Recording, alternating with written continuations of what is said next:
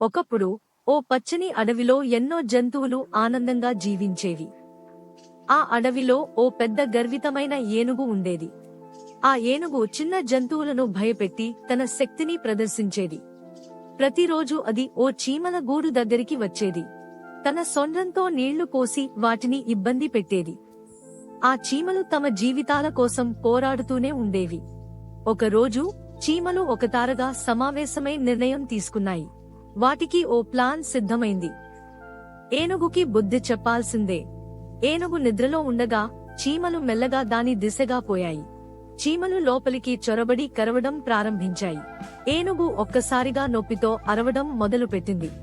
విషాదంతో అది తిరుగుతూ, ఏడుస్తూ నాట్యం చేసింది. ఆఖరికి ఏనుగు తన తప్పును అంగీకరించి క్షమాపణలు అడిగింది. అడవిలో మళ్లీ శాంతి ఏర్పడింది. ఈ కథలో నీతి: చిన్నదని ఎవరినీ తక్కువ చూసి హింసించవద్దు. ప్రతి ఒక్కరినీ గౌరవంతో, దయతో చూడాలి.